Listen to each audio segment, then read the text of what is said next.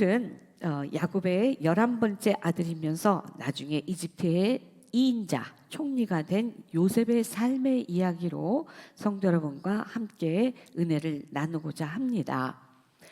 요셉은요, 야곱의 12아들 중에 11번째 아들로 태어났습니다. 야곱의 12아들은 나중에 12지파를 형성합니다.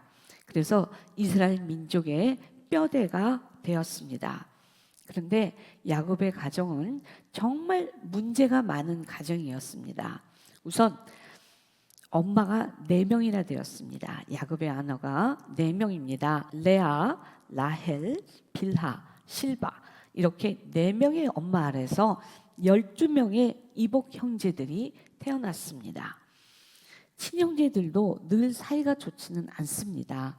하물며 4명의 엄마 아래에서 태어난 이복 형제들이 잘 지내는 것은 정말 어렵습니다.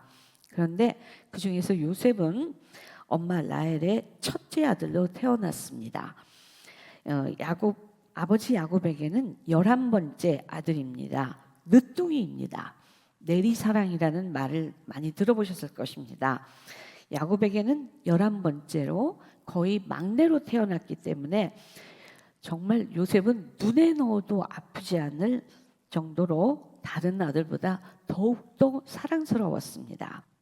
이렇게 요셉은 형들보다 아버지의 사랑을 더 많이 독차지하면서 성장하였습니다. 11번째 아들인 요셉에 대한 아버지 편애는 정말 심했습니다. 요셉에게만 채색 옷을 입혔습니다. 채색 옷은 요즘 말로 말하면 색동옷입니다. 형들은 평범한 옷을 입었습니다. 부모가 편애하는 가정의 자녀들은 사이가 좋을 수가 없습니다. 편애를 받은 자녀나 무시당하는 자녀나 서로 행복하지 못하고 불행합니다. 편애를 받은 자녀는 괜히 우쭐대고 교만해집니다. 또 무시당하는 자녀는 기가 죽고 마음이 어둡고 결코 행복하지 않습니다. 그리고 자녀들은 서로 비교하고 싸우고 항상 갈등 관계에 있습니다. 서로 협력 관계에 있는 것은 정말 어렵습니다. 요셉은 아버지 야곱의 편애를 믿고 위에 있는 형들을 제대로 존중하지 않고 그렇게 살았습니다. 형들과 함께 양을 몰고 들판으로 나갔을 때 형들이 조금이라도 게으름을 피거나 그러면 아버지에게 쪼르르 달려가서 형들이 게으름 피고 있다고, 요령 피고 있다고 고자질을 하였습니다. 형들에게는 정말 동생 요셉은 눈의 가시였습니다. 그러나 아버지가 지키고 있었기 때문에 동생 요셉을 어떻게 할 수가 없었습니다. 그러다가 형들의 심기를 건드리는 더 확실한 결정타가 터집니다. 어느 날 요셉은 정말로 이상하고 발칙한 꿈을 꾸었습니다. 첫 번째 꿈은 형들의 볕단 11개가 요셉의 볕단에게 절을 하는 꿈이었습니다. 그리고 두 번째 꿈을 꾸었는데 그거는 하늘의 해와 달과 그리고 11개의 별들이 모두 요셉에게 절을 하는 꿈을 꾸었습니다. 요셉은 이 꿈이 정말 신기하고 뭔가 모르지만 좋았습니다. 근데 무슨 뜻인지 정말 해석을 할 수가 없었습니다. 그래서 가족들에게 꿈의 내용에 대해서 있는 그대로 천진난만하게 말을 했습니다. 형들은 요셉의 꿈이 정말 심기가 불편하고 불쾌하였습니다. 그리고 마음속 깊이 숨겨놨던 요셉에 대한 미움이 점점 커졌습니다. 그리고 이런 요셉만 편애하는 아버지 야곱도 정말 이해할 수 없었고 싫었습니다. 그래서 서로 힘을 합쳐서 형들은 요셉을 없애버릴 궁리를 하기 시작하였습니다. 요셉의 꿈은 바로 하나님이 주신 것입니다. 우리는 요셉의 꿈이 무엇을 뜻하는지 우리는 이미 다 알고 있습니다. 그 뜻은 하나님께서 요셉을 세상에서 높이시겠다는 그런 뜻입니다. 즉 당시 세계 최강대국인 이집트의 총리로 미래에 요셉을 높이시겠다는 것을 하나님이 미리 꿈으로 보여주신 것입니다. 그런데요, 성도 여러분, 요셉이 이런 꿈을 꿨다고 해서 곧바로 이집트의 궁전으로 곧바로 직접 들어가서 총리가 된 것이 결코 아닙니다. 오히려 요셉의 삶은 바로 그때부터 꼬이기 시작하였습니다. 엄청난 광야의 훈련이 시작되었습니다. 아주 혹독한 삶이 시작되었습니다. 그런데 어느 날 형들과 요셉은 여느 때처럼 들판에 양을 몰고 나갔습니다.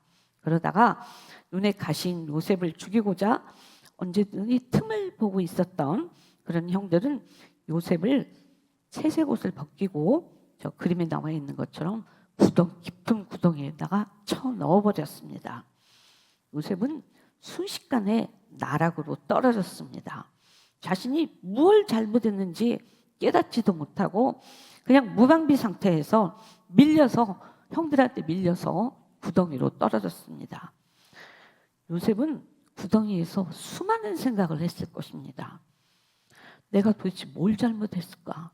평소에 살아왔던 대로 한 건데 오늘 특별히 뭘 잘못한 것도 없는데 왜 이렇게 형들이 갑자기 돌변해서 나를 이렇게 구덩이에 몰아넣었지? 아마 이런 수많은 생각을 했을 것입니다. 그리고 아버지가 해준 채색옷은 이미 다 형들이 찢어버렸습니다. 거의 벌거숭이 형태로 그래서 상태로 구덩이에 쳐넣어졌습니다. 그리고 형들은 아직도 분에 안 차서 구덩이 바깥에서 이 동생을 어떻게 죽일까 하고 서로 궁리를 하고 있었습니다. 정말 막막하였습니다. 그러다가 요셉은 주위를 둘러보았습니다. 성도 여러분, 요셉이 빠진 구덩이는 과연 어떤 곳일까요? 첫째, 요셉은 거기에 왜 빠졌는지 잘 모릅니다. 이 순간 그리고 그 이유를 잘 모릅니다. 그리고 어쩌다 보니까 구덩이에 빠져 있습니다. 그리고 또 구덩이는 앞뒤 좌우가 다 막혀 있습니다. 그리고 주위에 도움을 청한 사람도 아무도 없습니다. 도저히 너무 깊어서 내 힘으로는 갈 수가 없습니다. 나올 수가 없습니다. 빠져나올 수가 없습니다. 오직 위에 하늘만 열려 있습니다. 요셉이요, 처음부터 하나님과 동행하면서 온전하게 순종하면서 살아가는 그런 신실한 사람은 결코 아니었습니다. 아버지가 조금 편애한다고 그것을 믿고 형들을 무시하고 형들 까부는 그런 얄팍한 성품의 사람이었습니다. 이렇게 얄팍했던 요셉은 지금 주위에 아무도 도와줄 사람이 없이 없는 이 구덩이에서 그것도 피부친 형들로부터 괴롭힘을 당하고 지금 죽어가고 있습니다. 이런 절대절명의 순간에 그 구덩이에서 요셉은 아마 태어나서 처음으로 간절하게 진심으로 이렇게 기도했을 것입니다. 하나님, 저 좀 살려주세요. 저는 제가 왜 갑자기 여기에 빠졌는지 잘 모르겠습니다. 그래도 이 구덩이에서 제가 이렇게 그냥 죽어갈 수는 없습니다. 제가 이 구덩이에서 제가 잘 나올 수 있게 해주신다면 제가 주님께 온전히 순종하면서 정말 평생 겸손하고 신실하게 살아가겠습니다 하고 이렇게 간절하게 기도를 처음으로 아마 올렸을 것입니다. 요셉의 인생은 구덩이에 빠지기 전과 빠진 후 이렇게 두 부분으로 나누어 볼 수 있습니다. 하나님은 요셉의 이 간절한 기도를 들으셨습니다.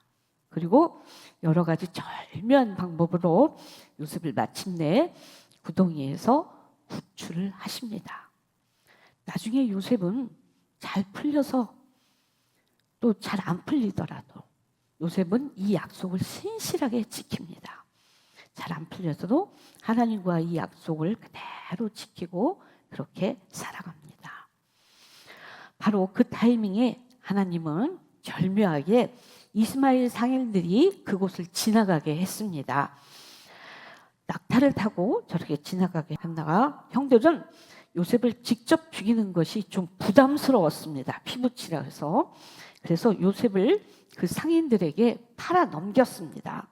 상인들은 요셉을 데리고 이집트로 가서 노예로 팔았습니다. 하나님은 꿈으로 분명히 요셉을 하늘의 해와 달도 고개 숙여 절하는 그런 높은 사람으로 세우겠다고 그런 꿈을 주셨습니다. 그런데 지금 요셉의 현실은 정반대입니다. 오히려 상인들에게 팔려가는 낮고 비천한 노예의 신분이 되었습니다. 이것이 그런데요, 하나님의 절묘한 섭리였습니다. 요셉은 바로 이집트의 치미대장 보디발 집안의 노예로 들어가게 되었습니다. 이런 인연 역시 나중에 이집트의 바로 왕을 만날 수 있는 절호의 기회가 된 것입니다. 그리고 여러 우여곡절 끝에 마침내 당시 최강대국인 이집트의 2인자, 즉 파라오 다음으로 높은 총리가 되었습니다. 그리고 총리 요셉은 나중에 기근이 들었을 때 야곱의 가족 모두를 구원하였습니다. 오늘 우리가 읽은 창세기 45장 1절에서 15절은 요셉과 가족들이 다시 만나는 장면입니다. 그 장면을 생생하게 기록하고 있습니다. 사실은 요셉이 가족만 구한 것이 아닙니다. 이스라엘 민족 전체를 구한 것입니다. 이 모든 것은 하나님의 절묘한 계획과 섭리 가운데 이루어진 것입니다. 아멘. 같은 원리로 우리 예수 믿는 우리가 바로 선다면, 또 우리가 기도로 다시 살아난다면 우리를 통해서 이 땅, 이 대한민국이 바로 다시 회복될 것입니다. 아멘. 성도 여러분, 이 이야기를 들을 때 여러분은 어떤 기분이 드십니까? 우리는 요셉의 형들이 미움을 받아 노예로 팔려가고, 또 요셉이 강관 미수죄라는 치욕적인 그런 누명을 쓰고 억울하게 감옥에 들어가더라도 우리는 마음이 별로 불편하지 않습니다. 왜냐하면은 우리는 그 끝을 알고 있기 때문입니다. 오히려 더 흥미진진하고 더 재밌고 더 고소하고 편안합니다. 요셉 이야기의 끝이 해피엔딩임을 우리는 이미 알고 있기 때문인 것입니다. 우리의 삶도 마찬가지입니다. 우리가 아무리 거친 광야에 있더라도, 아무 희망도 보이지 않는 깊은 구덩이에 빠지더라도 우리가 말씀의 동아줄, 예배의 동아줄, 찬양의 동아줄, 기도의 동아줄을 끝까지 붙잡고 있다면 그 끝은 반드시 해피엔딩일 것입니다. 아멘. 하나님께서 나를 버렸나?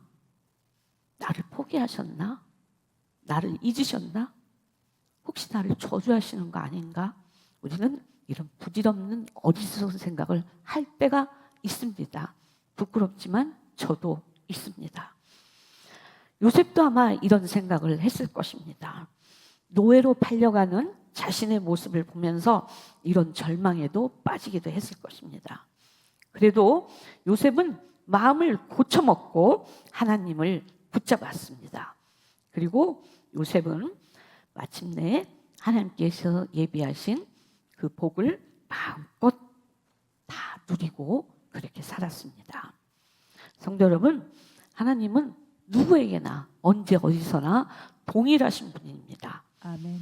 요셉의 하나님은 우리의 하나님이시기도 하십니다. 아멘. 그래서 우리도 요셉처럼 구덩이의 끝, 광야의 끝을 우리도 믿어야 합니다.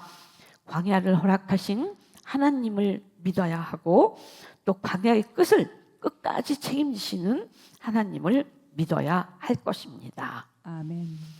광야는 속성, 빨리 지나가는 것 이런 거 중요하지 않습니다. 초고속, 최연소 이런 거 중요하지 않습니다. 하나님께서 예비하시고 계획하신 훈련을 묵묵히 받고 그리고 내 눈에 대들 뿔을 깨달은 후에 그래야 비로소 광야가 끝이 나는 것입니다. 그런데요, 그래도 때로는 우리 기도가 거절되기도 합니다. 그리고 열심히 노력하면서 주님께 기도를 간절히 올린 곳에 비해서 정반대의 결과를 얻을 수도 있습니다. 또 어떨 때는요, 교회에 다니지 않는 사람보다 더 초라한 결과를 얻을 때도 있습니다. 그리고 열심히 기도하지 않는 사람보다 교회를 열심히 다니고 기도하는 성도들이 또 때로는 더 고달픈 삶을 살아갈 때도 있습니다. 아무리 이렇게 열심히 기도하고 말씀에 순종해 살아가더라도 우리 앞에는 여전히 힘든 일, 고난, 또 낙심할 일이 생기기 마련인 것입니다. 그러나 우리가 중요한 것은 광야에서도 주님께서 언제나 나와 함께 하신다. 요셉과 함께 하신 하나님은 나와도 함께 하신다는 것을 우리는 그 사실을 깨닫고 그리고 그 사실을 붙들어야 할 것입니다. 아멘. 지금 내 눈앞에 펼쳐진 삶이 불편하고 힘들고 어려운 삶을 주님은 이미 다 헤아리고 계십니다. 그래서 아무리 거칠고 고단한 광야더라도 우리는 그 광야에 눌리지 않고 거북이처럼 뚜벅뚜벅 걸어갈 수 있는 것입니다. 이제 2025년 새해가 밝았습니다. 늘 그래왔던 것처럼 올해에도 우리 앞에는 가끔은 이해할 수 없고 결코 만만하지 않은 광야에 같은 삶이 펼쳐질 것입니다. 물론 좋은 날도 있을 것입니다.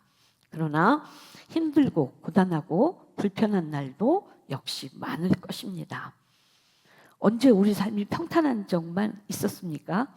아닙니다. 항상 정신 바짝 차리고 살아야 할 날이 더 많았습니다. 그래도 이제는 우리가 광야의 이 삶도 조금 더 수월하게 거북이처럼 뚜벅뚜벅 내 페이스를 지키면서 살아갈 수 있습니다. 왜냐하면은 우리는 우리 앞에 광야의 삶을 허락하신 하나님의 섭리를 확실하게 믿기 때문인 것입니다. 아멘. 성도 여러분, 근데 광야는요 아무나 가지 않습니다. 하나님이 아무나 광야에 내몰지 않습니다. 광야는요 어느 정도 믿음의 수준이 있는 사람들이 가는 곳입니다. 하나님이 초신자를 광야로 내몰지는 않습니다. 그래서 광야는 말이요 지나갈 때 할만하니까 견딜만 하니까 이걸 이렇게 하나님께서 나를 신뢰하니까 이 광야를 나한테 허락하셨구나 하고 뚜벅뚜벅 걸어 나가면 되는 것입니다. 그리고 이 세상에 쉽고 평탄하게만 살아가는 사람은 아무도 없습니다. 다 나름대로 자기만의 십자가의 삶을 견뎌내고 살아가고 있는 것입니다.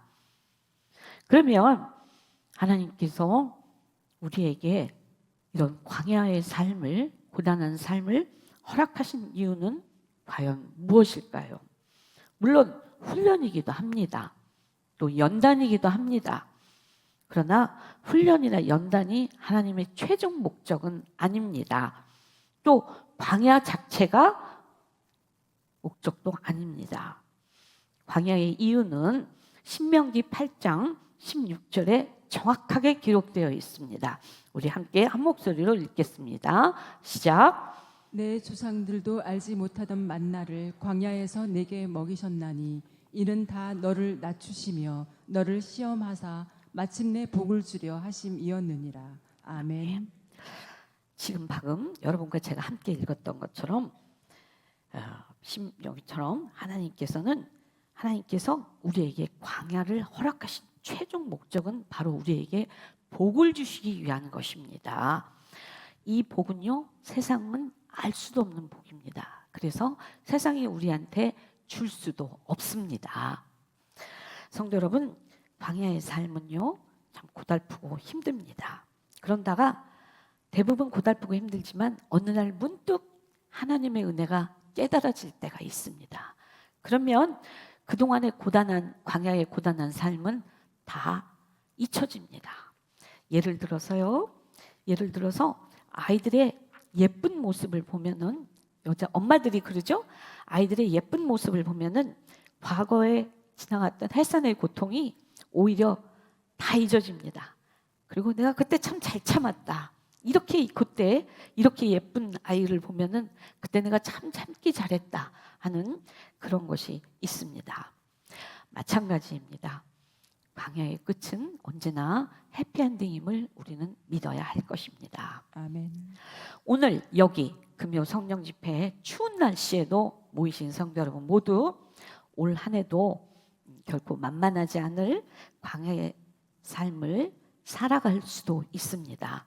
그래도 거북이처럼 표대를 향해서 묵묵히 걸어가면서 모두 넉넉하게 통과하실 것을 저는 믿습니다. 아멘. 왜냐하면요, 오늘 여기 모이신 성도 여러분 모두 예배, 기도, 찬양, 말씀을 붙잡고 살아가시기 때문인 것입니다. 아멘.